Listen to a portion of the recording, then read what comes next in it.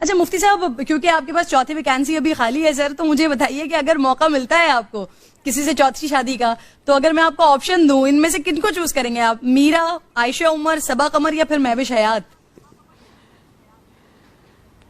تینوں کو تو میں جانتا نہیں، پہلی والی کا نام سنا ہوا ہے میں نے.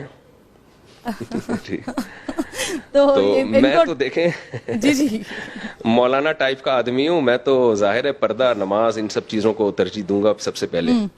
تو ان میں سے جو شرعی پردہ کرتی ہو، 5 ٹائم کی نماز کی پابند ہو، تو مجھے بتا دیں.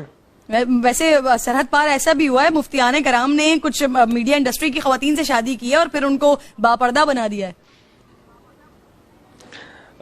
دیکھیں باپردہ بنانا اتنی ٹینشن، اب میں پہلے اتنی ٹینشنوں میں گھرا ہوں، مجھے تو ریڈی میڈ چاہیے باپردہ. ٹھیک ہے، ریڈی میڈ نمازی جی، ٹھیک ہے. اچھا، بنانے کی ٹینشن کا ٹائم نہیں.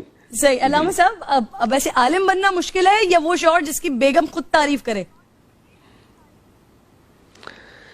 ہمارے والد صاحب ایک لطیفہ سنایا کرتے تھے کہ ایک خاتون، ایک صاحب بزرگ تھے، ان کی وائف ان کی تعریف نہیں کرتی تھی، ساری دنیا ان کے ہاتھ چومتی تھی اور بڑی بڑی کرامتیں ظاہر ہوتی تھیں ان کے ہاتھوں سے، لیکن ان کی بیگم کو جب پتہ چلتا وہ کہتی ہیں ایسی فراڈی ہے. تو بڑے جھنجھلا جاتے کہ یار بیوی نہیں مانتی، باقی ساری دنیا مانتی ہے. تو ایک دن انہوں نے بھیس بدل کے کرامت دکھائی. وہ بھیس بدل کے گھر کے باہر گئے اور ہوا میں نا اڑتے ہوئے اپنے مکان کے صحن میں سے گزرے. تو ان کی بیگم نے دیکھا، واہ بھائی واہ، یہ تو کیا بزرگ ہیں جو ہوا میں اڑتے ہوئے جا رہے ہیں. تو جب وہ گھر میں آئے تو ان کی وائف نے کہا کہ دیکھیں بزرگ اس کو بولتے ہیں، ایک آپ ہو، ایک بزرگ یہ ہوتے ہیں کہ ہوا میں اڑتے ہوئے گزرے میرے سامنے. تو وہ بیچارے بڑے خوش ہوئے اور کہنے لگے بیگم وہ میں ہی تو تھا. تو کہتی ہیں اچھا، جبھی تھوڑے ٹیڑے ٹیڑے سے اڑ رہے تھے، سیدھے نہیں تھے. تو انسان گھر کے باہر ہیرو ہوتا ہے، گھر میں کوئی ہیرو نہیں ہوتا. ایک انگریز نے لکھا ہے کہ صرف محمد صلی اللہ علیہ وسلم کی شخصیت ایسی تھی، یہ آپ کا معجزہ تھا، یہ آپ کی ایک کمال تھا کہ آپ گھر کے باہر بھی ہیرو اور گھر میں بھی ہیرو. تو بیگم سے کے زبان سے اپنی تعریف نکلوانا اونٹ کو رکشے میں بٹھانے سے زیادہ مشکل ہے. صحیح. اچھا مجھے یہ بتائیے مفتی صاحب، آپ 4 شادیوں کی سر بات کرتے ہیں، سر پہلی بیوی کے ہوتے ہوئے دوسری شادی نہ کرنا بھی تو سنت ہے؟ دیکھیے سنت اس عمل کو کہا جاتا ہے جو رسول اللہ صلی اللہ علیہ وسلم نے بطور دین کے کیا ہو، دین کے طور پر. اس کی میں ایک مثال دیتا ہوں. جو کی روٹی آپ صلی اللہ علیہ وسلم نے کھائی ہے، لیکن جو کی روٹی کو ہم دینی سنت نہیں کہہ سکتے، اس لیے کہ کلچر تھا. آپ صلی اللہ علیہ وسلم نے اونٹ کا گوشت کھایا ہے، لیکن ہم اس کو ایز دینی سنت نہیں کہہ سکتے، اس لیے کہ کلچر تھا. صحیح.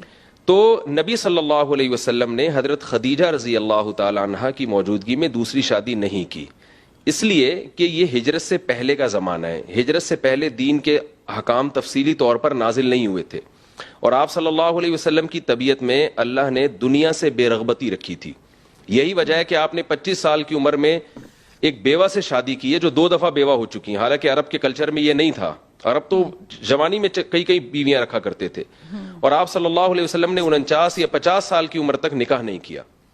تو اس کے بعد جب ہجرت کا زمانہ قریب آیا ہے نا، تو پھر آپ صلی اللہ علیہ وسلم نے کثرت سے نکاح کیے.